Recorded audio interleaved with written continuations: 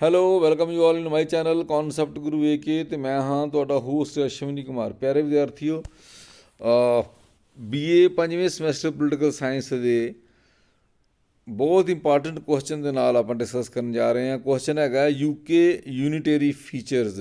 England ਵਿੱਚ ਇਕਾਤਮਕ ਵਿਸ਼ੇਸ਼ਤਾਵਾਂ ਜਾਂ ਇਕਾਤਮਕ ਲੱਛਣ ਜਿਹਦੇ ਅਨੁਸਾਰ ਸੰਵਿਧਾਨ ਦੇ ਅਨੁਸਾਰ ਇੰਗਲੈਂਡ ਵਿੱਚ ਕਿਹੜੇ ਲੱਛਣ ਨੇ ਜਿਹੜੇ ਦੱਸਦੇ ਨੇ ਵੀ ਇੰਗਲੈਂਡ ਦੇ ਵਿੱਚ ਇਕਾਤਮਕ ਸਰਕਾਰ ਹੈ। ਆਓ ਵੇਖੀਏ ਫੀਚਰਸ।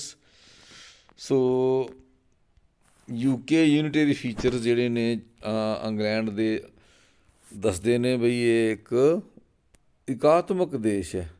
ਸੋ ਪਿਆਰੇ ਵਿਦਿਆਰਥੀਓ, ਸਭ ਤੋਂ ਪਹਿਲੀ ਵਿਸ਼ੇਸ਼ਤਾ ਇਹਦੀ ਇਹ ਹੈਗੀ ਹੈ ਬਈ ਇਹ ਇੱਥੇ ਇਕਹਿਰੀ ਸ਼ਾਸਨ ਪ੍ਰਣਾਲੀ ਹੈ। ਬੇਟਾ ਦਾ ਅਰਥ ਇਹ ਹੁੰਦਾ ਬਈ ਸਮੁੱਚੀਆਂ ਸ਼ਕਤੀਆਂ ਲੰਡਨ ਦੀ ਸਰਕਾਰ ਦੇ ਹੱਥਾਂ ਵਿੱਚ ਨੇ, ਕੇਂਦਰ ਸਰਕਾਰ ਦੇ ਹੱਥਾਂ 'ਚ ਹੈ, ਅਤੇ ਸਮੁੱਚੇ ਦੇਸ਼ ਦਾ ਰਾਜ ਪ੍ਰਬੰਧ ਇੱਕ ਕੇਂਦਰੀ ਸਰਕਾਰ ਦੁਆਰਾ ਚਲਾਇਆ ਜਾਂਦਾ।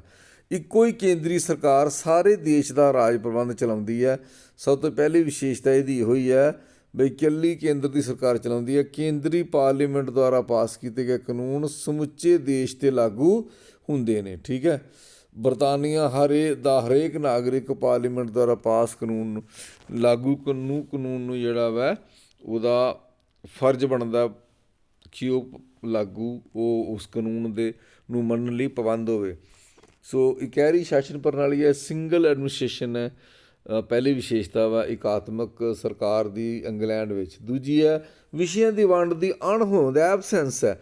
ਉੱਥੇ ਕੋਈ ਵਿਸ਼ਿਆਂ ਦੀ ਵੰਡ ਨਹੀਂ ਹੈ ਕਿਉਂਕਿ ਸਾਰੀਆਂ ਸ਼ਕਤੀਆਂ ਕਿਹਦੇ ਕੋਲ ਨੇ? ਕੇਂਦਰ ਸਰਕਾਰ ਦੇ ਕੋਲ। ਇਸ ਲਈ ਇਸ ਵਿੱਚ ਕੇਂਦਰ ਅਤੇ ਰਾਜਾਂ ਵਿਚਕਾਰ ਕੋਈ ਵਿਸ਼ਿਆਂ ਦੀ ਵੰਡ ਨਹੀਂ ਹੋਈ।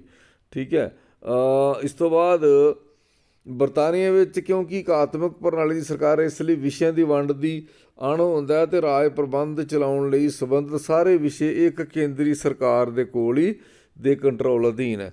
ਤੀਜੀ ਆਪਾਂ ਗੱਲ ਕਰੀਏ ਤੇ ਇੰਗਲੈਂਡ ਵਿੱਚ ਲਿਖਤੀ ਸੰਵਿਧਾਨ ਦੀ ਅਣਹੋਂਦ, ਐਬਸੈਂਸ ਆਫ ਰਿਟਨ ਕੌਨਸਟੀਟਿਊਸ਼ਨ। ਉੱਥੇ ਕੋਈ ਲਿਖਤੀ ਸੰਵਿਧਾਨ ਨਹੀਂ ਹੈ, ਸਗੋਂ ਬਰਤਾਨੀਆ ਸਰਕਾਰ ਦਾ ਇੱਕੋ ਇੱਕ ਅਜਿਹਾ ਦੇਸ਼ ਹੈ, ਸੰਸਾਰ ਦਾ ਇੱਕੋ ਇੱਕ ਅਜਿਹਾ ਦੇਸ਼ ਹੈ ਜਿਸ ਦਾ ਸੰਵਿਧਾਨ ਅਲਿਖਤੀ ਮਤਲਬ ਅਨਰਿਟਨ, ਪੂਰੀ ਤਰ੍ਹਾਂ ਲਿਖਿਆ ਨਹੀਂ ਹੋਇਆ। ਸੋ ਅਲਿਖਤੀ ਸੰਵਿਧਾਨ ਉਹ ਹੁੰਦਾ ਜਿਸ ਨੂੰ ਇੱਕ ਕਿਤਾਬਚੇ ਦੇ ਰੂਪ ਵਿੱਚ ਪੇਸ਼ ਨਾ ਕੀਤਾ ਜਾ ਸਕੇ। ਇਸ ਵਿੱਚ ਕੋਈ ਸ਼ੱਕ ਨਹੀਂ ਕਿ ਬਰਤਾਨੀਆ ਦੇ ਸੰਵਿਧਾਨ ਦੇ ਅਨੇਕਾਂ ਭਾਗ ਚਾਰਟਰਾਂ ਦੇ ਵਿੱਚ ਨੇ, ਬੇਨਤੀ ਪੱਤਰਾਂ ਦੇ ਵਿੱਚ ਹੈ। ਸੰਸਦ ਦੁਆਰਾ ਪਾਸ ਕੀਤੇ ਗਏ ਕਾਨੂੰਨ ਜ਼ਰੂਰ ਹੈਗੇ ਨੇ, ਪਰ ਇਹਨੂੰ ਸੰਗ੍ਰਹਿ ਕਰਕੇ ਇੱਕ ਨਿਯਮਿਤ ਸੰਵਿਧਾਨ ਦਾ ਰੂਪ ਨਹੀਂ ਦਿੱਤਾ ਗਿਆ। ਇਹ ਵੀ ਇੱਕ ਇਕਾਤਮਕ ਲੱਛਣ ਹੈਗਾ। ਨੈਕਸਟ ਇਕਾਤਮਕ ਲੱਛਣ ਹੈਗਾ ਇੰਗਲੈਂਡ ਦਾ ਬਈ ਇਹ ਲਚਕਦਾਰ ਸੰਵਿਧਾਨ ਹੈ, ਫਲੈਕਸੀਬਲ ਕੌਨਸਟੀਟਿਊਸ਼ਨ ਹੈ। ਇਕਾਤਮਕ ਸਰਕਾਰ ਵਿੱਚ ਕਠੋਰ ਵੀ ਹੋ ਸਕਦਾ ਅਤੇ ਲਚਕਦਾਰ ਵੀ, ਜਦਕਿ ਸੰਘਾਤਮਕ ਸਰਕਾਰ ਲਈ ਸੰਵਿਧਾਨ ਦਾ ਕਠੋਰ ਹੋਣਾ ਜ਼ਰੂਰੀ ਹੈ। ਬਰਤਾਨੀਆ ਦਾ ਸੰਵਿਧਾਨ ਵਿਸ਼ਵ ਦਾ ਸਭ ਤੋਂ ਲਚਕਦਾਰ ਸੰਵਿਧਾਨ ਹੈ ਕਿਉਂਕਿ ਬਰਤਾਨੀਆ ਵਿੱਚ ਸਧਾਰਨ ਕਾਨੂੰਨ ਅਤੇ ਸੰਵਿਧਾਨਕ ਕਾਨੂੰਨ ਵਿੱਚ ਕੋਈ ਅੰਤਰ ਨਹੀਂ ਹੈਗਾ। There is no difference between common law and constitutional law. So ਸੰਸਦ ਦੁਆਰਾ ਪਾਸ ਕੀਤਾ ਹਰ ਕਾਨੂੰਨ ਸੰਵਿਧਾਨ ਹੈ ਅਤੇ ਸੰਸਦ ਆਪ ਹੀ ਸਧਾਰਨ ਬਹੁਮਤ ਨਾਲ ਇਹਨਾਂ ਕਾਨੂੰਨਾਂ ਵਿੱਚ ਸੋਧ ਕਰ ਸਕਦੀ ਹੈ, ਅਪ੍ਰਵਾਨ ਕਰ ਸਕਦੀ ਹੈ ਅਤੇ ਲੋੜ ਅਨੁਸਾਰ ਕੋਈ ਵੀ ਕਾਨੂੰਨ ਪਾਸ ਕਰ ਸਕਦੀ ਹੈ। ਨੈਕਸਟ ਹੈਗਾ ਜੀ ਸੰਵਿਧਾਨ ਦੀ ਸਰਵ ਸ੍ਰੇਸ਼ਟਤਾ।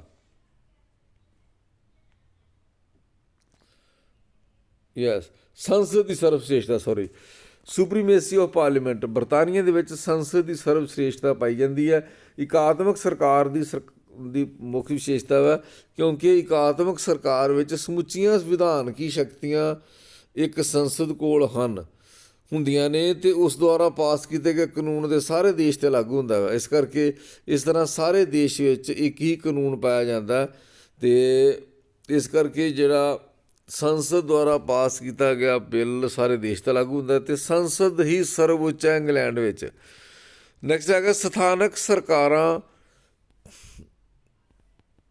ਜਿਹੜੀਆਂ ਸਥਾਨਕ ਸਰਕਾਰਾਂ ਨੇ ਸੌਂਪੀਆਂ ਗਈਆਂ ਸ਼ਕਤੀਆਂ ਦਾ ਪ੍ਰਯੋਗ ਕਰਦੀਆਂ ਨੇ। Local governments makes use of delegated power, ਜਿਹੜੀਆਂ ਪਾਵਰਸ ਉਹਨਾਂ ਨੂੰ ਮਿਲੀਆਂ ਨੇ ਉਹਨਾਂ ਦੀ ਵਰਤੋਂ ਕਰਦੀਆਂ ਨੇ। ਅਸੀਂ ਉੱਪਰ ਪੜ੍ਹਿਆ ਕਿ ਇਕਾਤਮਕ ਸਰਕਾਰ ਵਿੱਚ ਸਮੁੱਚੀਆਂ ਸ਼ਕਤੀਆਂ ਇੱਕ ਕੇਂਦਰੀ ਸਰਕਾਰ ਕੋਲ ਹੁੰਦੀਆਂ ਨੇ, ਅਤੇ ਦੇਸ਼ ਵਿੱਚ ਜੇਕਰ ਕੋਈ ਹੋਰ ਸਰਕਾਰ ਕੁਝ ਸ਼ਕਤੀਆਂ ਦਾ ਪ੍ਰਯੋਗ ਕਰਦੀ ਹੈ ਅਤੇ ਉਹ ਸ਼ਕਤੀਆਂ ਉਸ ਦੀ ਮੌਲਿਕ ਸ਼ਕਤੀਆਂ ਨਹੀਂ ਹੁੰਦੀਆਂ, ਸਗੋਂ ਸ਼ਕਤੀਆਂ ਕੇਂਦਰੀ ਸਰਕਾਰ ਦੁਆਰਾ ਉਸ ਨੂੰ ਸੌਂਪੀਆਂ ਗਈਆਂ ਡੈਲੀਗੇਟਡ ਨੇ, ਅਤੇ ਕੇਂਦਰ ਸਰਕਾਰ ਉਹਨਾਂ ਸ਼ਕਤੀਆਂ ਨੂੰ ਜਦੋਂ ਵੀ ਚਾਹੇ ਵਾਪਸ ਲੈ ਸਕਦੀ ਹੈ। ਸੋ ਬਰਤਾਨੀਆ ਵਿੱਚ ਸਥਾਨਕ ਸਰਕਾਰਾਂ ਨੂੰ ਵਿਆਪਕ ਸ਼ਕਤੀਆਂ ਪ੍ਰਾਪਤ ਹਨ, ਪਰੰਤੂ ਉਹ ਸ਼ਕਤੀਆਂ ਉਹਨਾਂ ਦੀ ਸੰਸਦ ਦੁਆਰਾ ਸੌਂਪੀਆਂ ਸ਼ਕਤੀਆਂ ਦੇ ਅਧੀਨ ਨੇ, ਅਤੇ ਸੰਸਦ ਜਦੋਂ ਚਾਹੇ ਉਹ ਸ਼ਕਤੀਆਂ ਵਾਪਸ ਵੀ ਲੈ ਸਕਦੀ ਹੈ। ਨੈਕਸਟ ਹੈਗਾ ਜੀ ਇਕਹਿਰੀ ਨਾਗਰਿਕਤਾ। ਇਕਾਤਮਕ ਸਰਕਾਰਾਂ ਦੇ ਵਿੱਚ ਇਕਹਿਰੀ ਨਾਗਰਿਕਤਾ ਦਾ ਹੋਣਾ ਜ਼ਰੂਰੀ ਹੁੰਦਾ। ਸੋ ਇਸ ਤਰ੍ਹਾਂ ਜਿਹੜਾ ਵੈ ਇੰਗਲੈਂਡ ਵਿੱਚ ਇਕਾਤਮਕ ਸਰਕਾਰ ਇਕਹਿਰੀ ਨਾਗਰਿਕਤਾ ਦਾ ਸਿਧਾਂਤ ਪੜ੍ਹਾਇਆ ਜਾਂਦਾ। ਭਾਵੇਂ ਦੇਸ਼ ਦੇ ਵੱਖ-ਵੱਖ ਹਿੱਸਿਆਂ ਵਿੱਚ ਰਹਿਣ ਵਾਲੇ ਲੋਕ ਨਾਗਰਿਕਾਂ ਨੂੰ ਦੇਸ਼ ਦੀ ਨਾਗਰਿਕਤਾ ਪ੍ਰਾਪਤ ਹੁੰਦੀ ਹੈ, ਨਾ ਕਿ ਕੋਈ ਵੱਖਰੀ ਨਾਗਰਿਕਤਾ ਪ੍ਰਾਪਤ ਹੁੰਦੀ ਹੈ। ਬਰਤਾਨੀਆ ਵਿੱਚ ਦੇਸ਼ ਦੇ ਵੱਖ-ਵੱਖ ਭਾਗਾਂ 'ਚ ਰਹਿਣ ਵਾਲੇ ਲੋਕ ਬ੍ਰਿਟਿਸ਼ ਰਾਜ ਦੀ ਪ੍ਰਜਾ ਹਨ। They are subject to the British king, ਅਤੇ ਉਹ ਬਰਤਾਨੀਆ ਦੇ ਨਾਗਰਿਕ ਹਨ। ਇਹਨਾਂ ਨੂੰ ਸਕਾਟਲੈਂਡ ਜਾਂ ਵੇਲਜ਼ ਆਦਿ ਦਾ ਕੋਈ ਵੱਖਰੀ ਨਾਗਰਿਕਤਾ ਪ੍ਰਾਪਤ ਨਹੀਂ ਹੈ। ਇਹਦੇ ਉਲਟ ਸੰਘਾਤਮਕ ਰਾਜਾਂ ਦੇ ਵਿੱਚ ਆਮ ਤੌਰ 'ਤੇ ਦੋਹਰੀ ਨਾਗਰਿਕਤਾ ਅਪਣਾਈ ਜਾਂਦੀ ਹੈ। ਨੈਕਸਟ ਹੈਗਾ ਨਿਆਂਪਾਲਿਕਾ ਦੀ ਸ੍ਰੇਸ਼ਟਤਾ ਦੀ ਅਣਹੋਂਦ। ਸੰਘਾਤਮਕ ਸਰਕਾਰ ਜਿਹੜੀ ਹੈ ਉਹਦੇ 'ਚ ਨਿਆਂਪਾਲਿਕਾ ਦੀ ਸ੍ਰੇਸ਼ਟਤਾ ਹੋਣੀ ਜ਼ਰੂਰੀ ਹੈ, ਪਰ ਕਿਉਂਕਿ ਸੰਘਾਤਮਕ ਸਰਕਾਰ ਵਿੱਚ ਨਿਆਂਪਾਲਿਕਾ ਸ੍ਰੇਸ਼ਟ ਭੂਮਿਕਾ ਨਿਭਾਉਂਦੀ ਹੈ, ਪਰੰਤੂ ਇਕਾਤਮਕ ਜਿਹਦੀ ਆਪਾਂ ਗੱਲ ਕਰ ਰਹੇ ਹਾਂ, ਇਕਾਤਮਕ ਵਿੱਚ ਨਿਆਂਪਾਲਿਕਾ ਦੀ ਸ੍ਰੇਸ਼ਟਤਾ ਦੀ ਕੋਈ ਜ਼ਰੂਰੀ ਨਹੀਂ ਹੈ।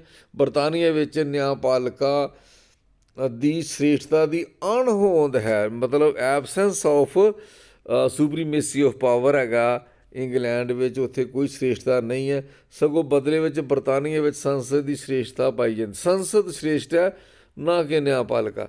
ਬਰਤਾਨੀਆ ਨਿਆਂਪਾਲਿਕਾ ਕੋਲ ਸੰਸਦ ਦੁਆਰਾ ਪਾਸ ਕੀਤੇ ਗਏ ਕਾਨੂੰਨ ਨੂੰ ਗੈਰ ਕਾਨੂੰਨੀ ਜਾਂ ਅਸੰਵਿਧਾਨਕ ਘੋਸ਼ਿਤ ਕੀਤੇ ਜਾਣ ਦਾ ਅਧਿਕਾਰ ਨਹੀਂ ਹੈ। ਠੀਕ ਹੈ। ਸੋ ਪਿਆਰੇ ਵਿਦਿਆਰਥੀਓ, ਅੱਜ ਅਸੀਂ ਡਿਸਕਸ ਕੀਤੇ ਨੇ ਇਕਾਤਮਕ ਲੱਛਣ ਜਿਹੜੇ ਇੰਗਲੈਂਡ ਦੇ ਸੰਵਿਧਾਨ ਦੇ ਨੇ, ਜਿਹੜੇ ਸਾਰੀਆਂ ਚੀਜ਼ਾਂ ਇਕਾਤਮਕ ਸਰਕਾਰਾਂ ਵਾਂਗ ਚੱਲਦੀਆਂ ਨੇ। ਸੋ ਮੈਨੂੰ ਆਸ ਹੈ ਕਿ ਤੁਸੀਂ ਇਸ ਨੂੰ ਸਮਝੋਗੇ, ਸਿੱਖੋਗੇ, ਅਤੇ ਪ੍ਰਸ਼ਨ ਬੜਾ ਇੰਪੋਰਟੈਂਟ ਹੈ, ਯਾਦ ਕਰਕੇ ਜਾਓਗੇ। ਵੇਖਦੇ ਰਹੋ ਕਨਸੈਪਟ ਗੁਰੂ AK ਚੈਨਲ, ਲਗਾਤਾਰ ਵੀਡੀਓਜ਼ ਵੇਖੋ, ਉਹਨਾਂ ਨੂੰ ਸ਼ੇਅਰ ਕਰੋ, ਲਾਈਕ ਕਰੋ, ਕਮੈਂਟ ਕਰੋ, ਅਤੇ ਆਪਣੇ ਦੋਸਤਾਂ ਮਿੱਤਰਾਂ ਕੋਲੋਂ ਸਬਸਕ੍ਰਾਈਬ ਵੀ ਕਰਾਓ। Thank you.